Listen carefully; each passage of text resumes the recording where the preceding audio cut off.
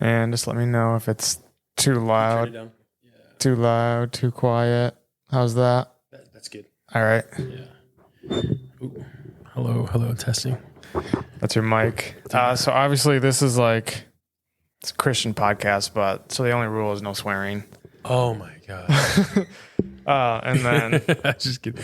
Is it this way or is it from the side? It's yeah. Okay. I always talk into it like this. all right. Perfect. Yeah. And then it's more of just like free conversation. And then if it is going too long for whatever reason, you have to go. You can just be like, oh man, I gotta go. Absolutely. I probably have anywhere between 45 minutes to an hour. Yeah, that's perfect. And then if it does go past that, Perfect. just say, hey man, I actually have to go. Yeah. And then we can end dude. it. So. Well, the only thing is, as bad as it sounds, yes, I'm committed to my family, right? But Tuesdays, Thursdays, and Saturdays, I've been committed to streaming. Oh, gotcha. Okay. And so I'm just trying to stay consistent with schedule like that. I get it. Are you doing Twitch? Yeah. Nice. So I've been doing that for a little bit. It'll be my fourth stream. Is it paying yet? No, but one day I'm believing for it for sure. But I think just wanting to fall in love with the process before I start thinking about, because I think that's an end game. But I would be, dude, if it's coming out of, like, for instance, you doing this, okay? Right. You're doing this because 1, you're curious. 2, you enjoy it. 3, you're learning and you're growing in it. Yeah. Right. And it's something like you said earlier of like, sometimes you don't realize how much work it takes. Yeah. But how much you love and enjoy it though. Mm-hmm. Like, dude, I'll do it. I know it's work at first, but man, I'll do it easy, And so getting this whole thing figured out, it's like, man, it's a lot of work. I had to put more stuff into it than I thought I would have to. But the end game, as much as I would enjoy and like to say, yes, money is going to be nice. Dude, I really started from a place of like, I love my faith. I love my family. I love my wife, my kids, and I love the game. I'm just gonna put them all in one place. You know? And so that streaming, that specifically is, I love games, but a faith, I think, is something that it just comes out of us, right? Yeah. And so I don't have to sit there and say, hey, I'm a Christian streamer, right? No. It's just like, NF said it this way, and he said, you don't see a plumber going around saying, I'm a Christian plumber. I'm a plumber who's a Christian. Right. That stuff's just going to flow out of you. And so this whole streaming thing is something I'm looking forward to. So just growing it. Yeah. I've noticed that too with doing this, just like falling in love with the process, because when I first did it, I just wanted to get views and get paid, make money. I was like, this is what my goal is. Yeah. It wasn't happening. Yeah. And then after a while, I was just like, you know what? Then I would upload a video and I would just stop checking the views. And I was like, it was actually really fun to sit down and talk with someone that I normally don't talk with. Yeah. Sometimes I have friends on here and sometimes it's people that I don't really know. It's really uncomfortable. Yeah. Come on. That's awesome. But it's like you said, growing in it. Yeah. That's huge. Come on. So since this is your first time. Are we starting now?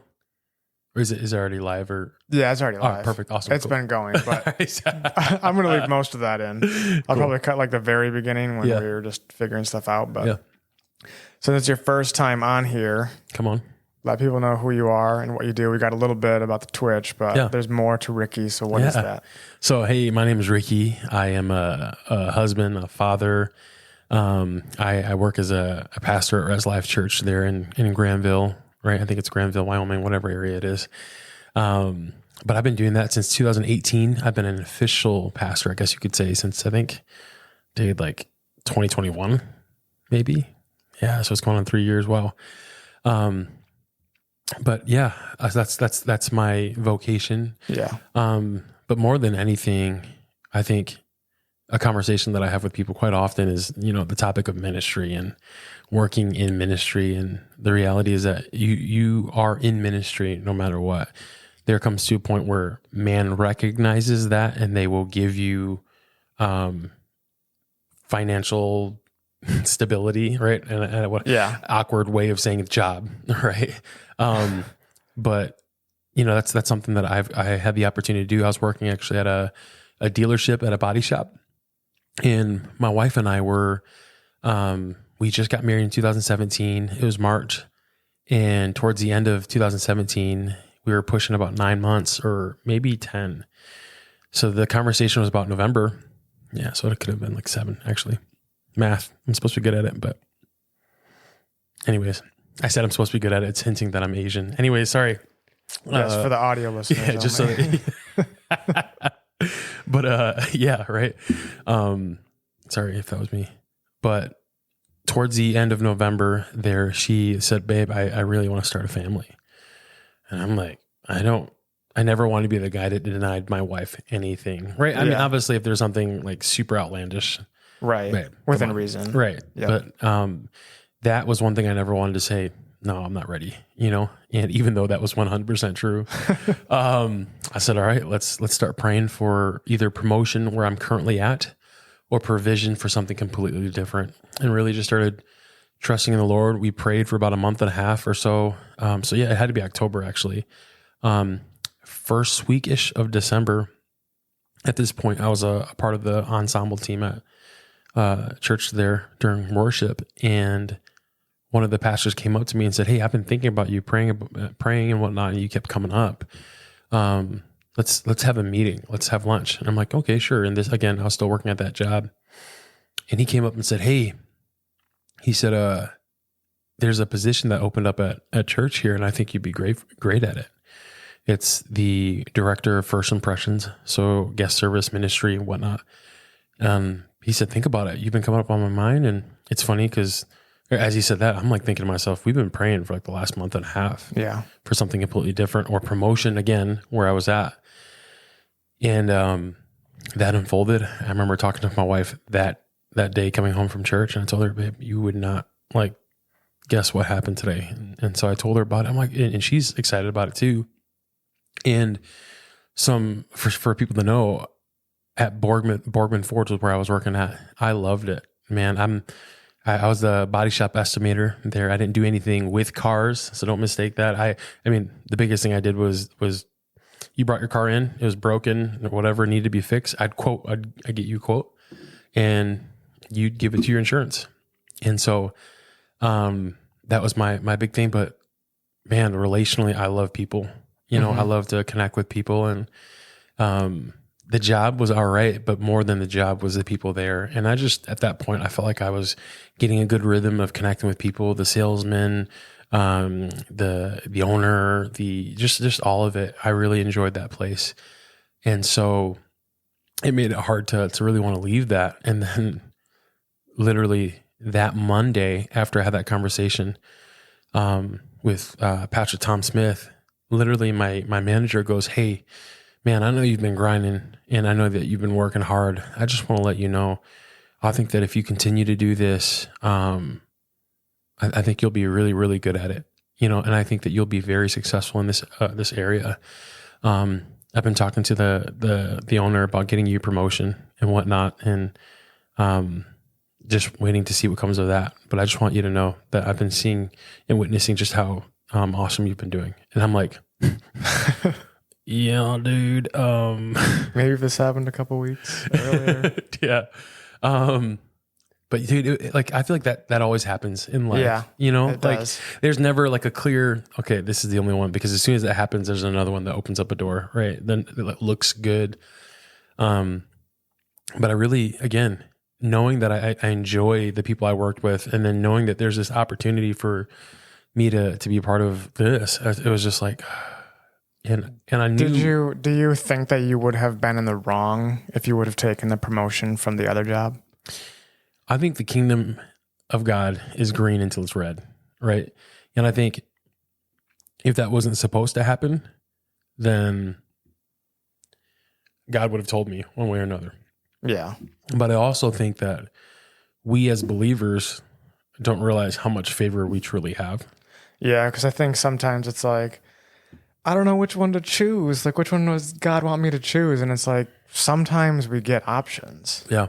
And it's not, neither one is right or wrong. It's just, you pick whichever one you would think suits you best. Yeah.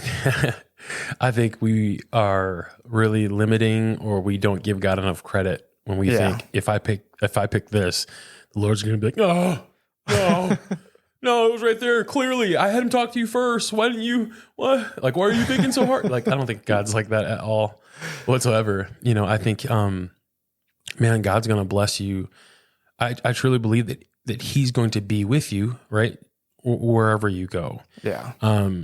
Obviously there's some places you shouldn't go, and that's not what we're referring to. Right. We're referring to options like a new job or a promotion, right? There are places that you shouldn't go that are super clear scripturally. Okay. That's not what we're talking about. I look at the camera because I'm like, some people are like, oh, sweet. So I'll do this. Right. But yeah, man, I think that if we choose to do it and do it unto the Lord, or we worship him unto the Lord in everything we do, I think he's faithful, and he's faithful to bless us, whether we abound here in a company like Borgman Ford or here at a church that I go to and call home. Right. Yeah. And so, yeah, man. And then I felt like I was supposed to pick the church. And so I did, and I ran with it. And I told him, a couple days later, I said, hey man, I just want you to know that I appreciate everything that you said.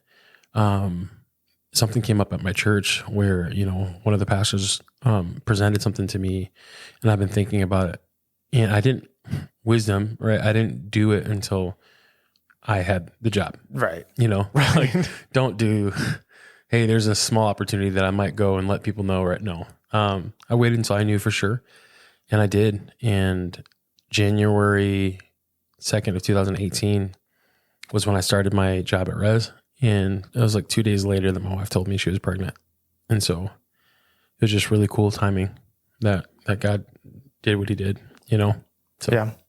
Was there any fear when you found that out? That she was pregnant? 100% going to be a dad, or was it all joy?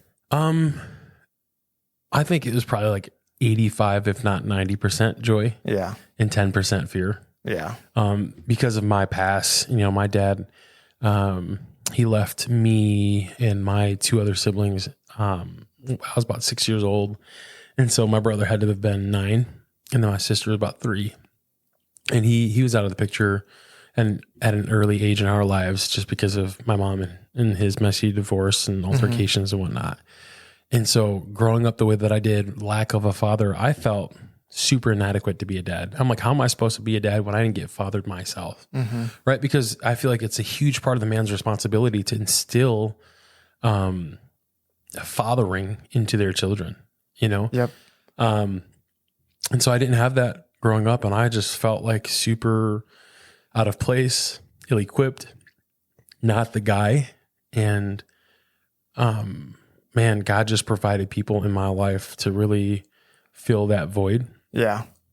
Yes, I was still, okay.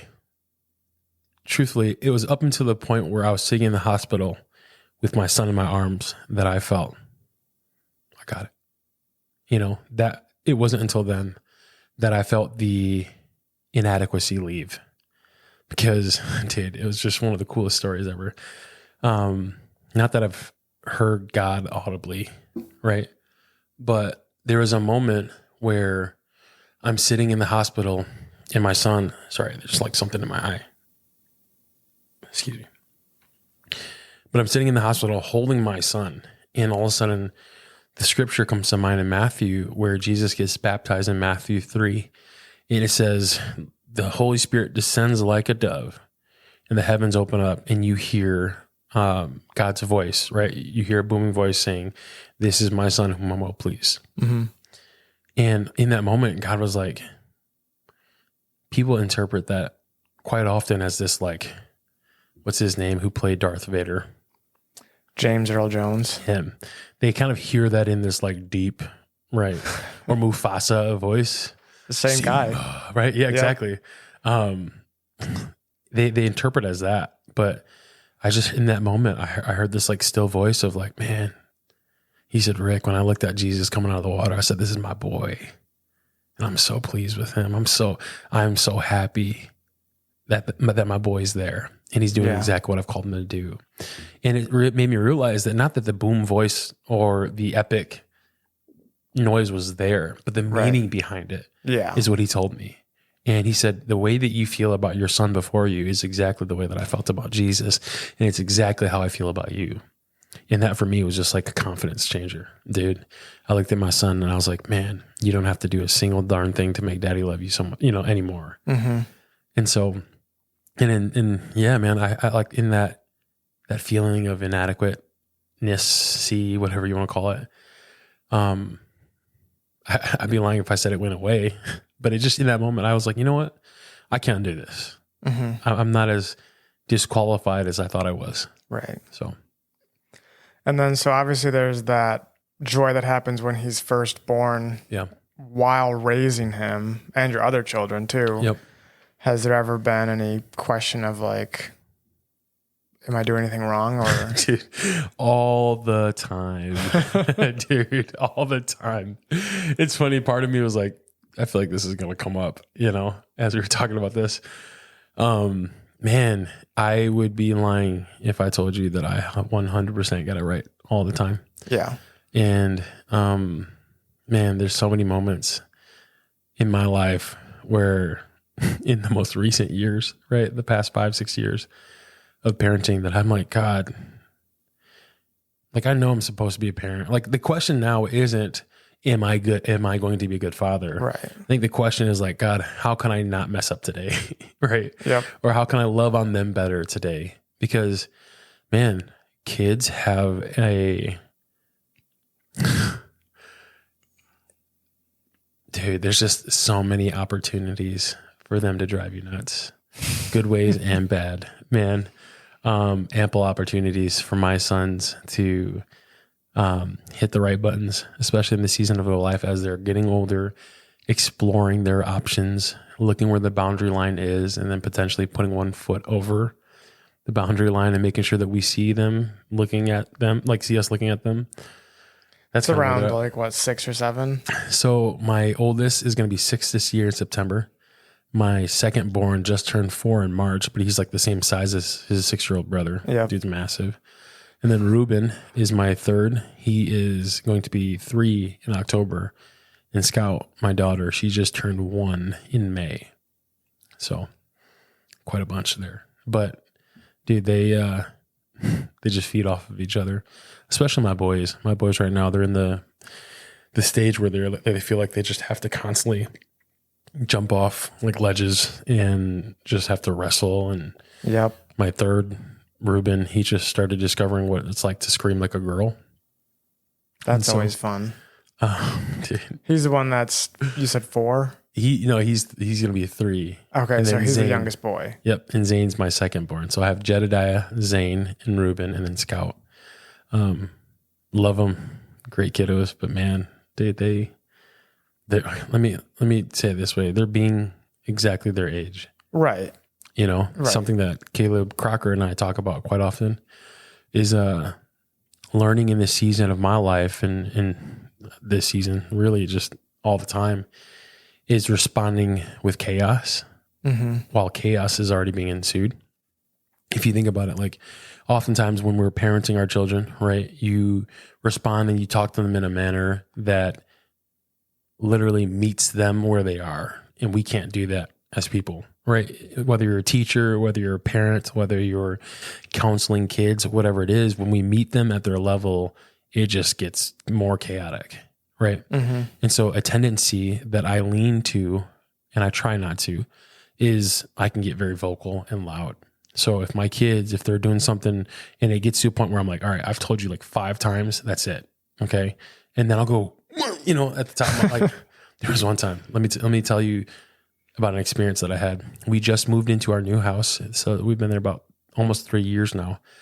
And as we're there in the living room, there's some couch cushions stacked up in the corner. And like looking back at it now, as a kid, you look at that and you're like, dude, I'm going to climb the heck out of that thing right now. And I should have expected it completely. Right. Yeah. And I was already kind of at my wit's end at this point with the kids. And I'm like, you guys, do not climb up there. You're going to fall. I don't want you to fall. Blah, blah, blah. I walk out of the room and all I hear is, and I go in there and my second born Zane is like losing it because he fell and he hit his elbow or something like that. And I was just so livid. And I was like, that's what you get. Like, I was like, I told you not to do it, blah, blah, blah. All of a sudden, I hear it because our windows open up in our living room, right where all this stuff is going on. It's opened up halfway or the fullest amount that this window could be open. And I just hear an Amazon package get dropped.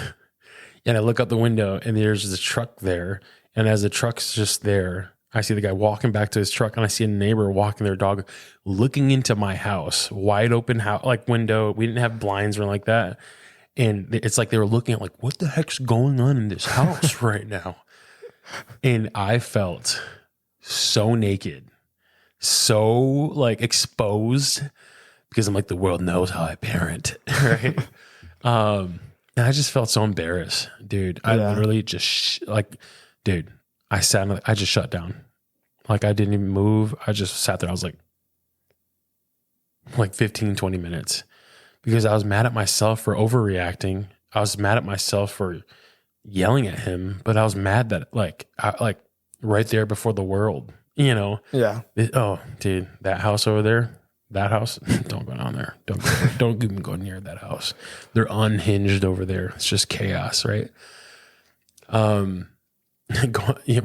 that just going back to parenting and just like trying to teach, trying to coach, and really just chaos, meeting chaos with chaos is one of the worst things that we can do when we're leading anybody. So whether you're a leader of a department at work, you're leading volunteers, you're leading children, you're a counselor leading students or a teacher leading students, whatever it is, or you're parenting, right?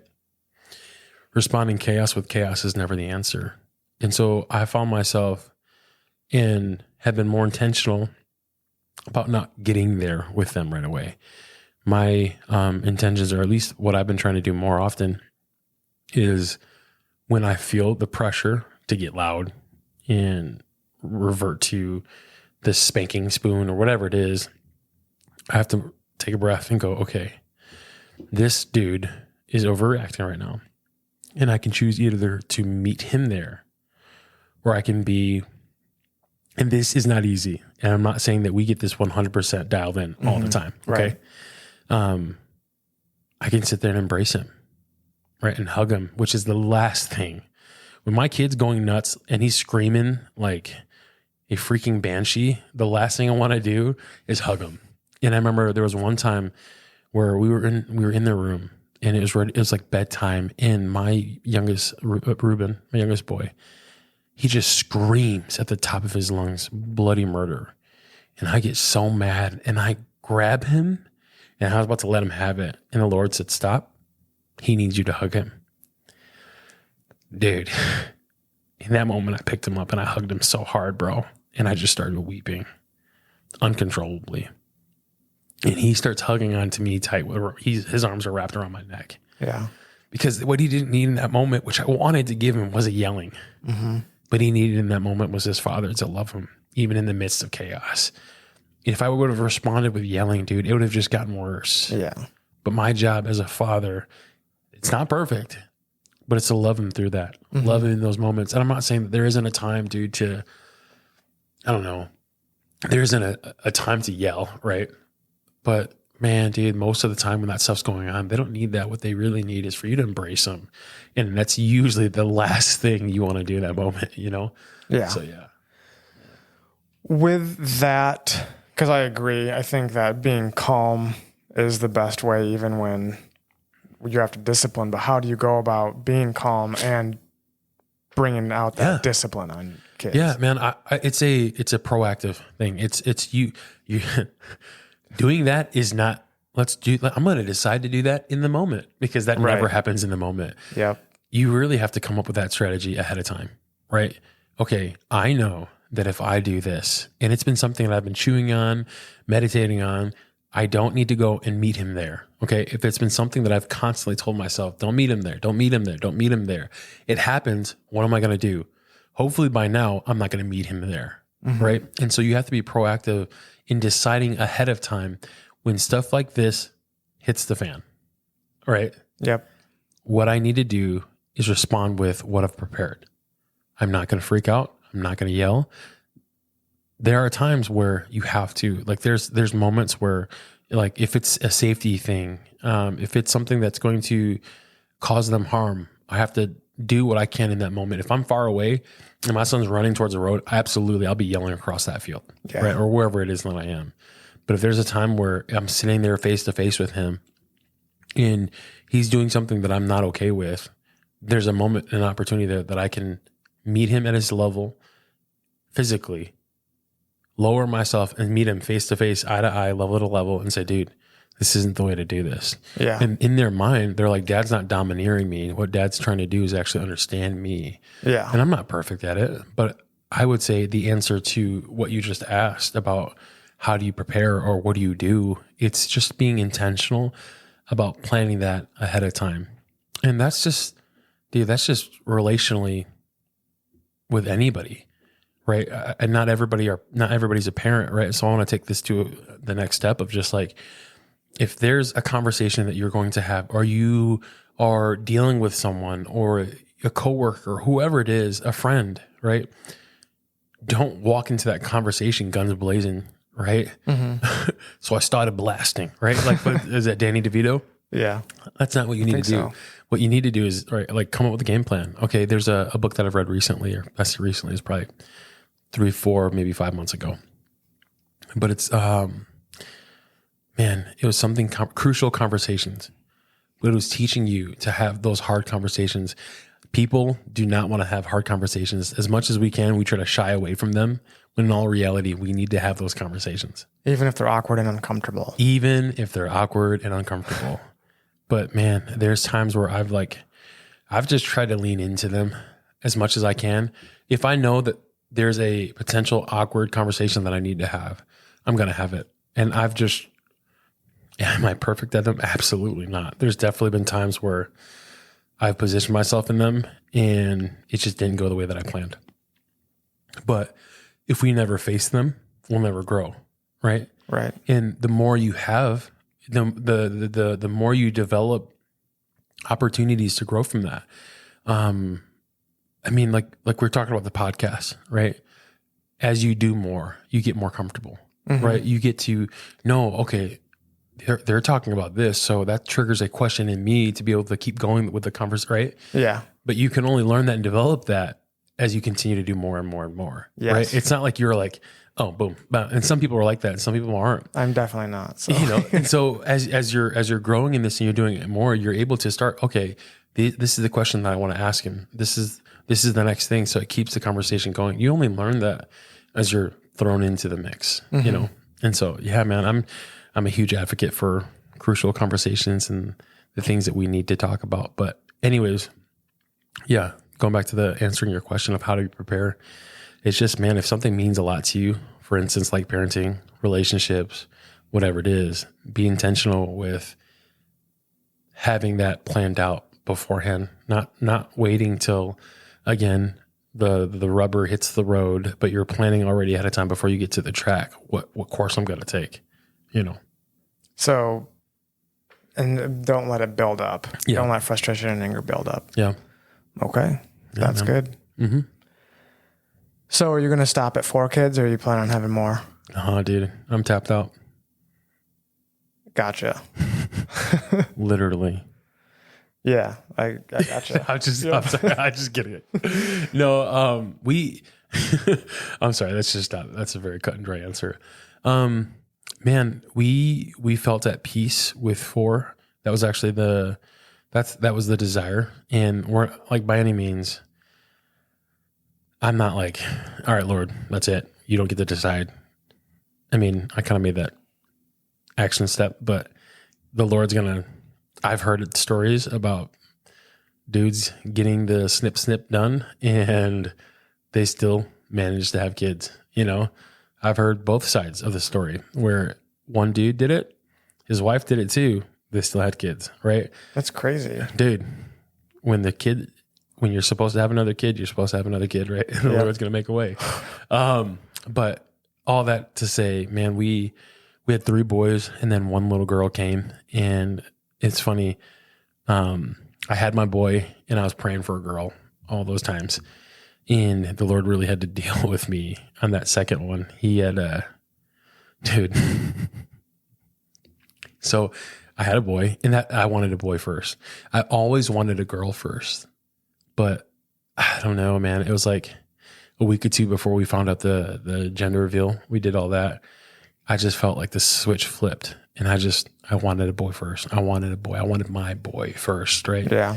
And it happened, and I was geeked. I was thrilled, dude. And then we found out we were having another one.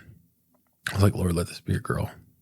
Like, I want a girl. Let it happen. And prayed, did all that stuff, and had a boy. And I remember sitting in the ultrasound, and before we found out that we were having a boy, I sat there nervous with my wife, but I'm like, man, God grants us the desires of our hearts, right? Right. Nope.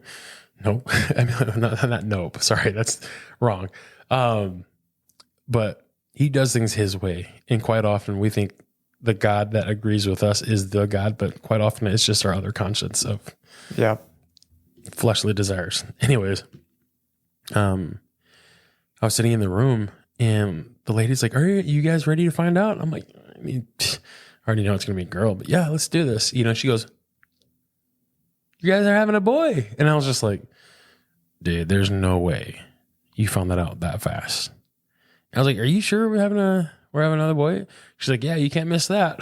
I was like, okay. And I just sat there, just frozen. And my wife was like, oh, and my you gosh. weren't happy, Dude, Ricky. and I wasn't happy. Bro, I was so disappointed. And like, dude, when you realize that like kids just being healthy is one of the most important things, like gender is it's great to want and desire.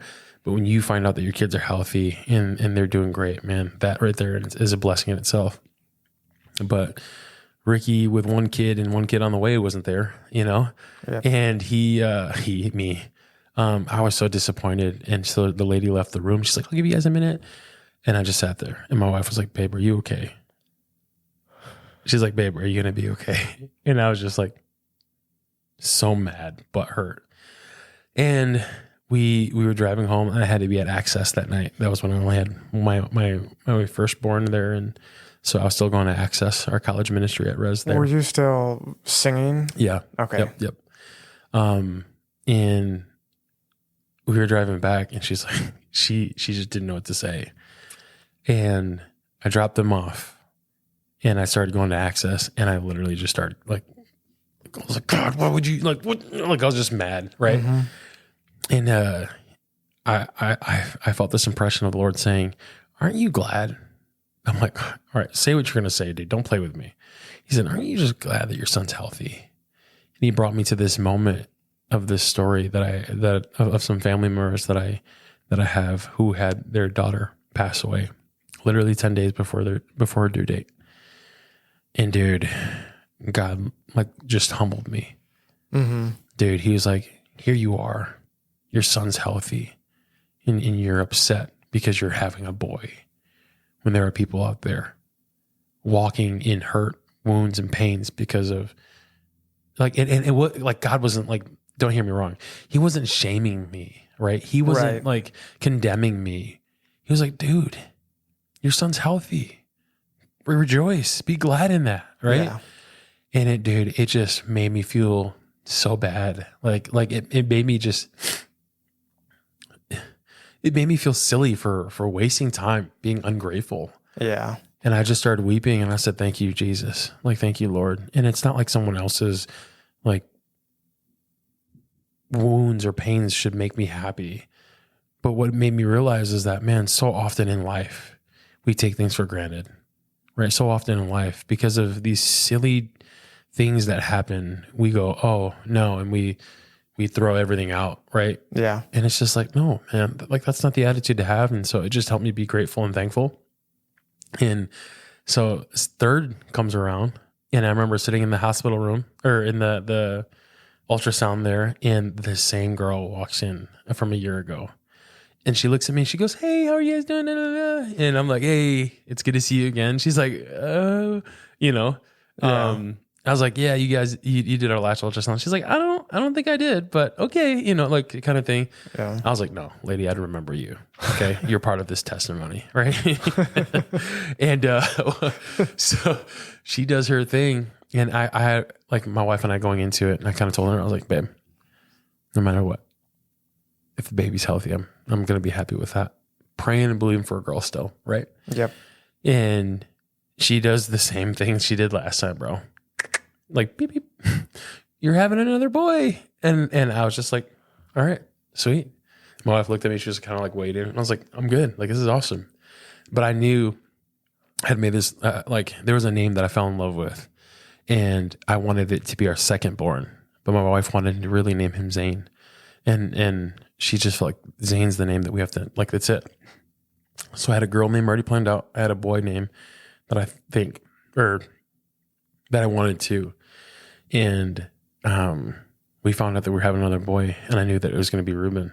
And Reuben, if you don't know what Reuben's name means, it means, behold, I've given you a son, you know? And coming from the testimony of really wanting a girl so bad that it brought me to tears, right? Versus now being content with a boy or girl as long as they're healthy. But if it is a son, I want to name him Reuben because God's given me another son, and I'm going to be happy with that. How did you find that name? I don't know, dude. It was just we just had a list of names that we really wanted. Yeah. My wife and I, you know, she had a couple of boy names. I had a couple of boy names. She had a couple of girl names. I had a couple of girl names, and just names that we fell in love with. And Reuben was one of them for me. And I looked it up what the name was. And as soon as I found the name, as soon as I found out what the meaning meant, I was just like, this has to be, it's gotta be one of those. Yeah. It's gotta be it, you know? And so I had like 3 or 4 names on my list. And literally when I knew what that name meant, I was like, right away, I was like, these other names don't even matter. And so the other name that I had for the girl was Anani. Her name would have been Anani May if I would have had a girl. I forgot what Anani May means, but I just love the name Anani, you know? And Anani May goes with, I feel like, any last name, not really. Maybe Anani May Parker, right? Like, there you go. Yeah. You know? I was like, wow, that does, right? Or yeah, it does. Anani May Skywalker. That sounds pretty cool too. Yeah, right? It does. So anyways, I'm sorry, I just had to go there, right? But Reuben was the name. And then my daughter came around. And by the time she came around, Anani May just wasn't it anymore. Mm-hmm. Her name would have been Anani May Long. But I just didn't feel like that was it. And then my wife kind of came one day and she said, yeah, babe, what do you think about Scout? And I was like, it's a cool name. Scout. And I kept saying it and saying it and saying it. And I was like, I like it. I really like the name, you know? And I'm like, well, what do you have for a middle name? Because Scout Long is great, but she needs she can go by Scout, right? Which it is unique and whatnot. But professionally, I recognize too that Scout doesn't sound as professional. Right. Yeah. Can you imagine being a CEO of a company and, what's the CEO's name? Scout. Right. You know? But we wanted to give her, a name that made sense, a name that, flowed well with her whole name. Scout Skywalker. Yeah. Scout Skywalker Long. Right. That'd have been sick. But I also recognize that it's not just a name that I have to have. It's her name. Right. It's her name. So I had to make it make sense. And so we were going through it, and one day I saw Eliana. And Eliana, the name Eliana means the one who was promised, right? Or the one, I think so. No, it's something along with the one that God has promised, or the one that God has answered, or like something like that. Hopefully by the end of this, I'll let you guys know what it is. But we just felt like it was perfect and it was right. And so we did. So Scout Eliana Long. Nice. Yeah, man. What was the story like when you found out that you were having a daughter after the 3 boys? Dude. Was it the same girl too that showed you the... No, it was a different girl. Okay. Yeah, it was a different girl. I should have said in your face, right? But man, truthfully, dude, we weren't sure what we wanted to do, if we wanted to wait or if we wanted to know right away. And so we waited as long as we could. And it came to the 20 weeks and we weren't sure yet. And so we waited a little bit, and I remember the letter was before us. You know, we didn't wait until the whole 40 weeks there. We waited long enough, and we opened up the note, and dude, I'm telling you, bro, I actually recorded it. I'm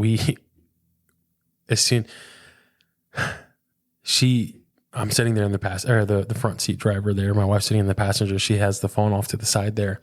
She's recording us, and I couldn't look, dude. I was like, oops, sorry, my watch. I just sat there, and I was just like, I can't. And all of a sudden, I just hear her chuckling. And I'm like, oh no. I'm like, what's going on? And I look over and she gives me it. And she's crying at this point. And I see, it's like, congratulations, you're having a girl. Because I told her the story about the 2 boys. Yeah. And dude, bro, I felt like I won $1 million because we were craving it's not the right word, but had such a deep desire to have a little girl. Dude, I had such a deep desire to, bro, all the things that I'll get to do with my daughter, right? To take her on the dates, right? To walk her down the aisle, bro, to do the daddy-daughter dates, man. Dude, I'll even finger paint my nails if I have to, but she's going to be the one to do it. I'm not doing it on my own, right? For fun, right? No, right. She's going to be the one to do it. Mm-hmm. All that stuff, man. And I knew that was a desire. We were praying for our daughter, and we were praying for her qualities and her characteristics, and we were praying for beautiful eyes, brown hair, all these different things. And here's this little girl coming out, and she is everything we prayed for, you know, and she's a little spoiled. Obviously. She's the youngest and the girl. Yeah. But man, dude, like going back to the 4 kids conversation, right? This is originally what you asked, right? Yep. If you were going to have any more. And the moment we were in the hospital room, it was just me, my wife, and Scout, and she was there. And I just, dude, I can't explain it other than this feeling of like, I just felt like my family for the first time was complete. Like I felt like we were like that was it, mm-hmm. you know? And, man, I just knew. I felt again, I'm feeling complete. We were like, I think this is it. So the red light came off of that. I'm not sure if that means anything. I don't know. It might have. Sometimes it just shuts off. Okay, cool. Which is no big deal. Okay. Which is perfect anyway because we're almost at 45 minutes. That's all. Wow, that went by quick. It did. Come on. That was a beautiful story, and thank you for being so vulnerable, dude, for all the listeners and in front of me too, because it's good for me too to be around that. To be honest. This dude's weird. That's what I just didn't know. That's what I was thinking the whole time. Yeah.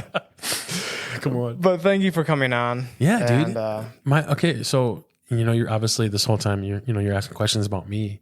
But for you, man, for all the listeners, I guess what is your desire for this podcast? Like where's your desire for this to go? What's that look like? It's a good question. Right now, I like where it's at, just being able to post whenever. I don't have to be like, oh, I got to come out weekly because I have 2 other jobs right now. So it is kind of hard to get them in. Yeah. Yeah. But I would like to see it grow so that I can talk to other Christian podcasters that I listen to on YouTube. I think it'd be really cool to have conversations with them. Yeah. Some of the bigger ones, but I also don't want to get wrapped up in trying to be famous. Yeah. Because I don't think that's what it's all about. Yeah. So I'm a little torn on, yes, I want this to grow, but I want it to be for the right reasons. Yeah. That's where I'm at. Well, I think the desire, right, is to glorify. Okay. The whole thing about this is that your desire is to glorify God through who you are. Yeah. Right. And having him be a part of this is, I think, your game plan. Right. And so there's no shame in that. Man, I think just what you're doing, allowing people to have conversation to be themselves is huge. And one of the conversations that I have with Caleb quite frequently is this is who we are. And that's why we're doing this. Right. Yeah. It's not like the plan is let's just get like 1 million views and let's get huge. And like, whether it's for 5 or whether it's for 500 or if it's 5,000 or 5 million, right? I'm still going to do it.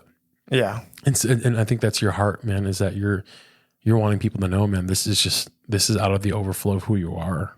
And it's not work. Yeah, it takes time, but it's not work for you to do this. It's actually something you enjoy doing. Right. You know, and seeing a couple of clips that I've seen before coming from your podcast, talking with people and whatnot. It's just to have open conversation about faith, open conversation about who they are, and you're just giving people a platform. And I think there's a lot of people talking, but not a lot of people are listening. And I think it's huge that you're taking the position of, I want to take this place where people can feel like they're being heard, which is huge. So, well, thank you. Absolutely, man. Keep tearing it up. Thank you. Yeah, dude. All right. Thanks everyone for listening and have a blessed week. Come on.